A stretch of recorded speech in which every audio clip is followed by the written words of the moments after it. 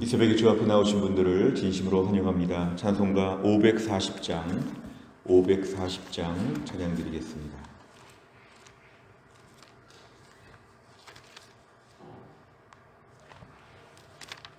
찬송가 540장입니다.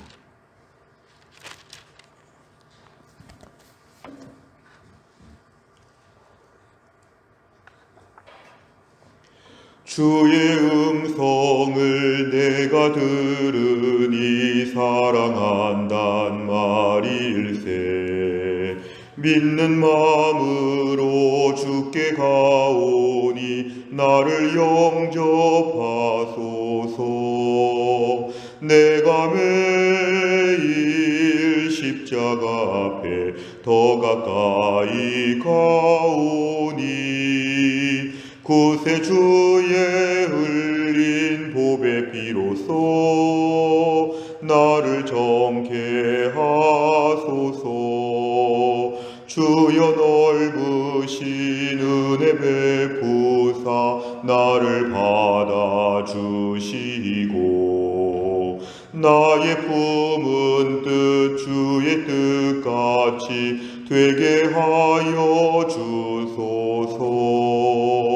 내가 매일 십자가 앞에 더 가까이 가오니 구세 주의 흘린 보배 피로써 나를 정케 하소서.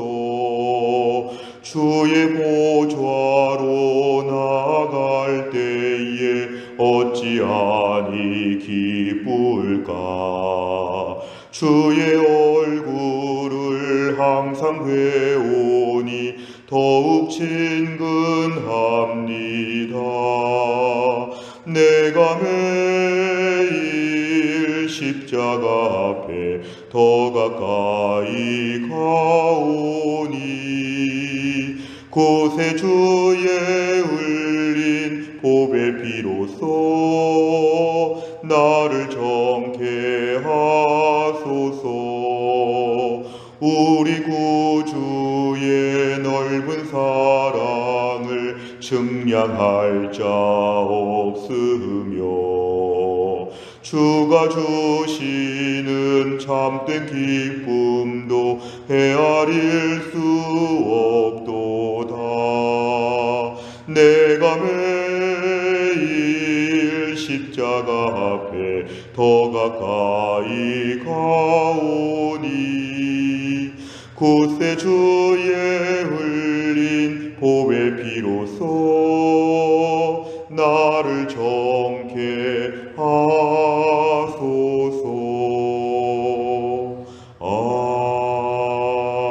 아멘. 하나님 말씀은 누가복음 9장 10절에서 17절까지입니다. 누가복음 9장 10절에서 17절까지의 말씀은 신약성경 106페이지에 있습니다.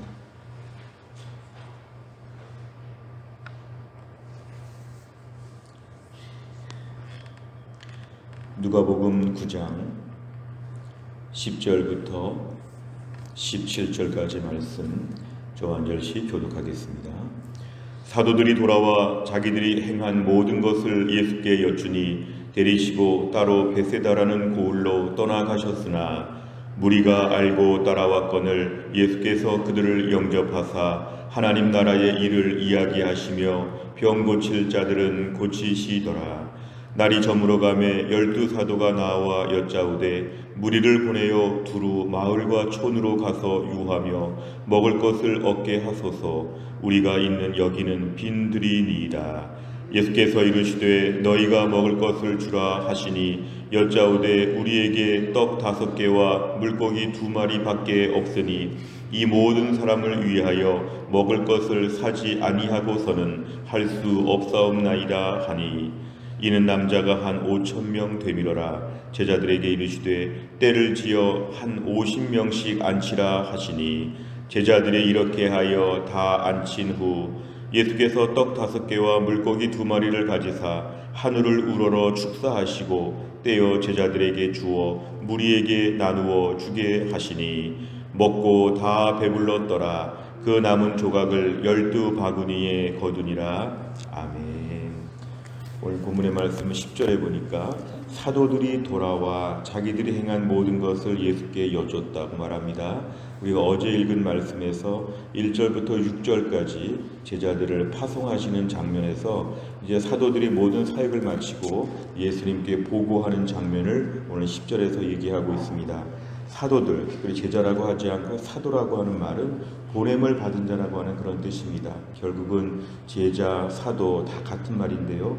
자기들이 주축이 돼서 자기들의 능력으로 자기들의 선한 마음으로 일한 것이 아니라 예수님이 세우시고 보내셔서 예수님의 능력으로 일했던 사람들이 돌아와서 자기의 모든 걸 보고했는데 오늘 10절에 보니까 베세다라고 하는 것, 이거는 조금 한적한 틀, 예수님이 지금 사역으로 수고했던 자들을 조금 쉬게 하시면서 빈 벌판 같은 데로 지금 일부러 좀 가신 것이죠. 그동안 참 수고했다고 하시면서 이제 제자들에게 조금 휴식 같은 좀 외딴 곳으로 가셨는데 11절에 보니까 무리가 알고 따라왔다는 것은 많은 사람들이 여전히 따라왔다는 것입니다. 결국은 그래서 많은 무리와 함께 오늘 모이게 되었는데 예수님은 그들 앞에서 하나님 나라의 일을 이야기하셨다. 그리고 병 고칠 자들은 고치셨다. 이렇게 말씀합니다. 오늘 10절과 11절은 이제 어제의 말씀에 이어서 일단 제자들의 선교 보고가 있었다는 것이고요. 오늘 12절부터 보면은 이제 오병이어의 기적에 대해서 얘기를 합니다. 자, 12사도가 지금 말하는데 날이 저물어 가매 어두운 시간이 되었을 때 12명의 제자 모두가 다 얘기했다는 게 참 중요합니다. 한두 명이 말한 게 아니라 제자들이 지금 전원 다 얘기합니다. 제자들이 함께 똑같은 마음으로 얘기하는 건 뭐냐면은 이제 무리를 보내어서 마을과 촌으로 가서 각자 유하며 뭐 잠도 자고 먹을 것도 먹고 이제 해산합시다. 예수님, 이 사람들 감당할 수 없습니다. 지금 식사 때가 지나가는 때에 다 흩어서 보내면 어떨까요? 이렇게 좀 얘기합니다.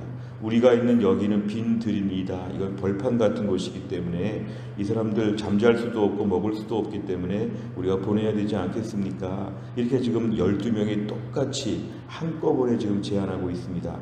그러자 13절에 보니까 예수님께서는 너희가 먹을 것을 주라 하십니다. 사실 예수님이 제자들의 형편을 다 아시죠. 제자들이 이 많은 사람을 먹일 만한 것도 없고 돈도 없는데 너희가 좀 알아서 줘라 이렇게 말씀하십니다. 그러니까 제자들이 하는 말은 우리는 떡 5개와 물고기 2마리밖에 없습니다. 이걸 가지고 어떻게 먹입니까? 이건 뭔가 사야 합니다. 돈을 주고 뭔가 먹을 걸 사야지만 되겠습니다. 이렇게 지금 얘기하게 되자 오늘 14절에 보니까 지금 남자가 한 5,000명, 학자들은 한 2만 명으로 전체를 추산하기도 합니다.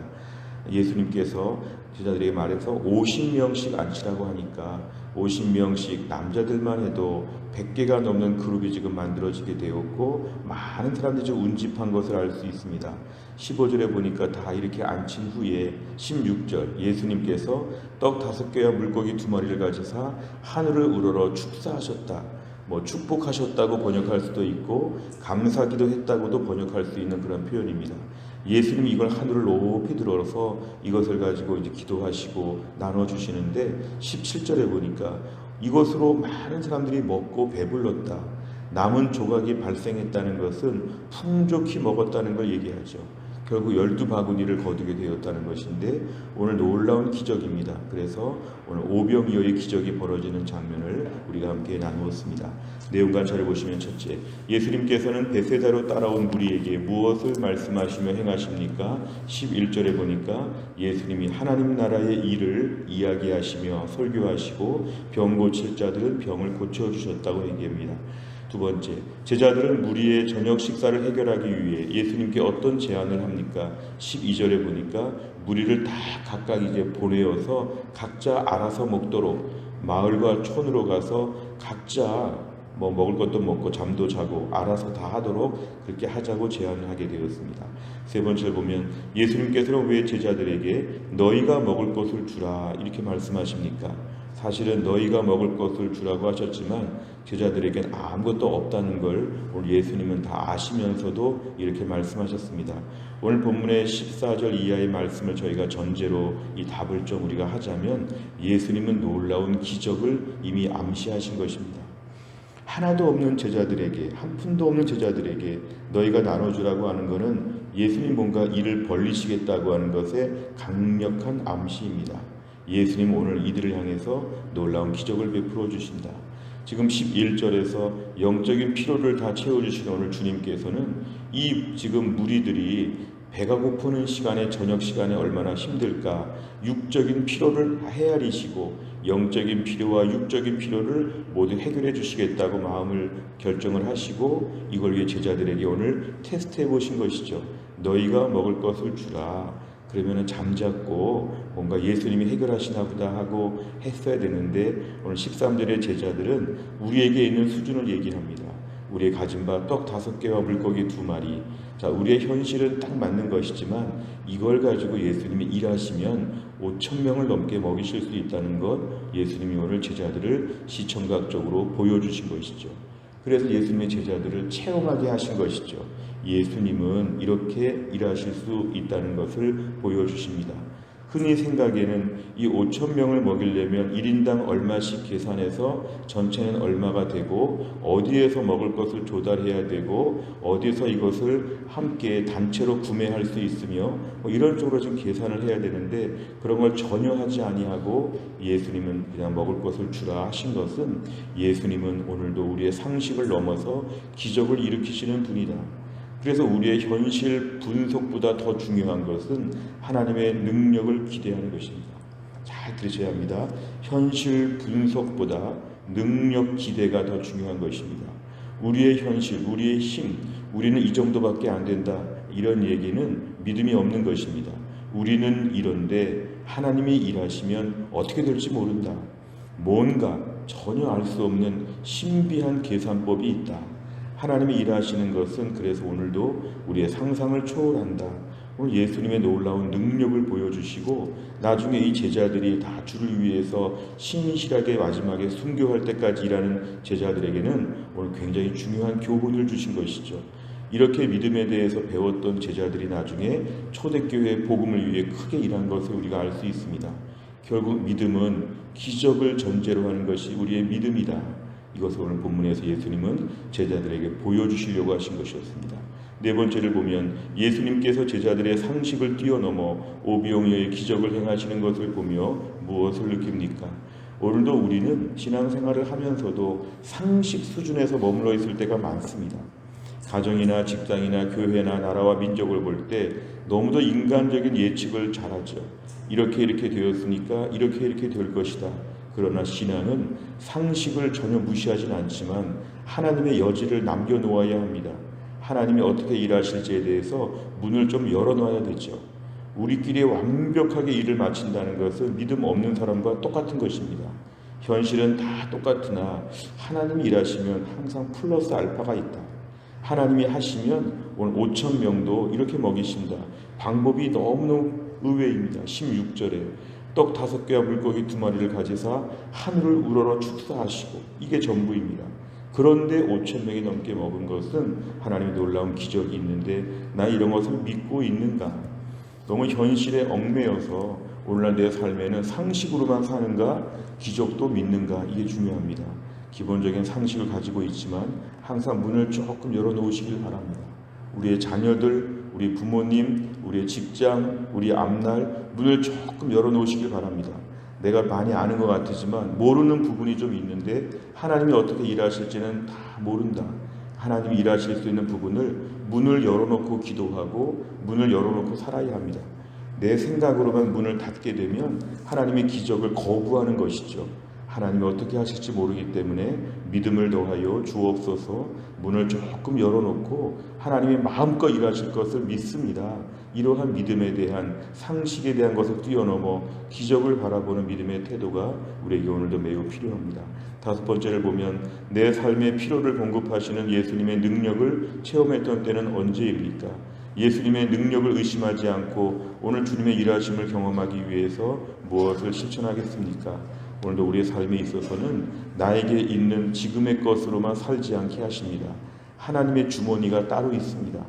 하나님의 일하심의 영역이 따로 있습니다. 그래서 오늘도 제일 조심할 것은 단정적으로 말하는 습관을 버려야 합니다. 끝났다, 불가능하다, 최악이다 이런 말은 성도가 하면 안 됩니다. 왜냐하면 하나님이 개입하시면 어떻게 반전될 줄 모르는데 나중에 하만이 모르드게를 죽이려고 했다가 자기가 죽는 거, 이게 바로 에스더서에 나오는 하만과 모르드게의 운명의 반전이었습니다. 홍해바다 앞에서 홍해바다가 갈라진다는 것은 전혀 예측하지 못한 시나리오였습니다. 오늘도 하나님께서 우리의 삶에 역사하시기만 하면 놀라운 반전이 있고 기적이 있다는 것. 그래서 우리가 오늘도 끝났다, 불가능하다, 최악이다 이런 말을 절대로 하면 안 되고, 좀 힘들지만 하나님의 일하심을 함께 기대해보자. 한번 오늘 50명씩 이렇게 앉히라고 하니까 한번 앉혀보자. 뭔가 중간 단계 일을 수행해야 합니다. 50명씩 앉히면 뭐하나, 어차피 못 먹을 거. 지금 피곤하고 배고픈 사람들 50명씩 앉으세요 괜히 말하고 다니다가 짜증만 나지 않을까, 왜 이런 쓸데없는 일을 시키시는가. 제자들이 이렇게 말하면 안 된다는 것이죠. 일단 50명씩 앉히라 하시면 50명씩 앉히고, 가만히 기다려봐라 하면 기다리고, 떡 5개와 물고기 2마리를 가져서 하늘으로 축사하시면 가만히 지켜보고, 이렇게 우리가 순종하라는 것입니다. 그래서 오늘 우리 믿음은 오늘도 하나님이 일하심을 기다리는 것입니다. 문을 열어놓아야 합니다. 하나님이 어떻게 일하실지 아무도 모릅니다. 그러니까 믿음은 소망과 설레임과 기대가 있는 것이죠. 흥미진진한 게 믿음 생활입니다. 우리 신앙생활 수십 년을 돌아보면 그러한 스토리가 너무도 많습니다. 하나님 앞에서 단정적인 것을 가지고 하나님 어떻게 일하셨는가, 오늘도 믿음으로 꿈을 꾸시기를 바랍니다.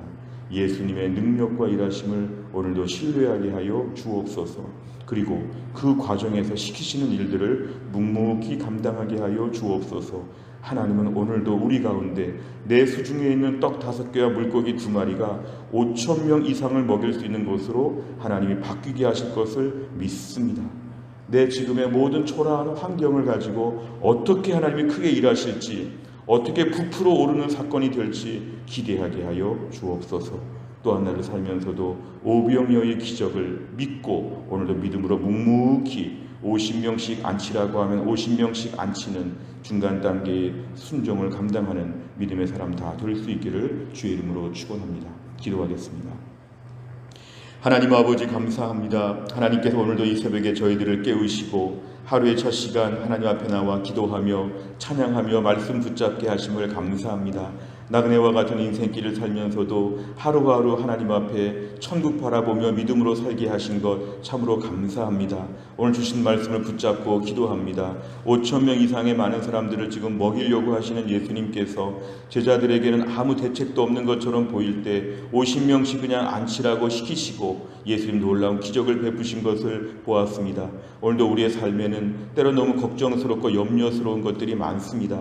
인간적인 상식으로 볼 때는 모든 걸 다 끝내야 되고 멈춰야 되고 아무것도 할 수 없다고 걱정할 때가 참 많습니다만, 오늘도 우리 예수님의 일하심을 기대하게 하여 주옵소서. 내 수중에 있는 떡 5개와 물고기 2마리로 오늘도 5,000명을 먹이실 하나님을 기대하게 하여 주시고, 묵묵히 나에게 명령하시는 것들을 순종하면서 하나님의 일하심을 확고하게 믿고 상식을 뛰어넘어 기적을 바라보는 믿음의 사람들이 될 수 있도록 하나님이 함께하여 주옵소서. 하나님은 죽은 자를 살리시며 없는 것을 있게 하시는 놀라운 하나님을 믿고 오늘도 믿음의 순종을 묵묵히 감당할 수 있게 하여 주시옵소서. 오늘 하나님 표성이 권사님 어머님 하나님 주님의 부르심을 받으셔서 오늘 저희가 장례 예배 중에 위로 예배를 드립니다. 우리 표성이 권사님과 모든 유족들을 하나님께서 위로하여 주시고 천국의 소망으로 가족들을 채우시며 함께 참여하는 성도들에게도 천국의 소망이 풍성한 시간이 될 수 있도록 하나님이 함께하여 주옵소서. 우리에게 몸이 약한 분들을 다 고치시고 치료하셔서 오늘도 주 안에서 강건하게 하여 주시고, 우리 김혜은 권사님, 유동엽 성도님, 신여순 권사님, 한재열 집사님 오늘도 하나님의 튼튼하게 하여 주시고, 지금 병원 진료에 공백과 차질이 빚어지는 때에 특별히 교회 안에 몸이 약한 자들을 하나님이 돌보셔서 몸의 치료와 회복에 어려움이 없도록 하나님 은혜를 베풀어 주시고, 국가적으로 이 모든 문제가 잘 풀어질 수 있도록 하나님 큰 은혜를 베풀어 주옵소서. 모든 말씀 예수님의 이름으로 기도하옵나이다. 아멘. 목요일마다 기도하는 100대 기도 제목, 지역사회와 다음 세대를 위해서 57번부터 70번까지 오늘 꼭 기도해 주시기를 바랍니다. 주기도문 하겠습니다. 하늘에 계신 우리 아버지여, 이름이 거룩히 여김을 받으시오며 나라의 임하옵시며 뜻이 하늘에서 이룬 것 같이 땅에서도 이루어지이다. 오늘날 우리에게 일용할 양식을 주옵시고, 우리가 우리에게 죄 지은 자를 사하여 준 것 같이 우리 죄를 사하여 주옵시고, 우리를 시험에 들게 하지 마옵시고 다만 악에서 구하옵소서. 대개 나라와 권세와 영광이 아버지께 영원히 있사옵나이다. 아멘.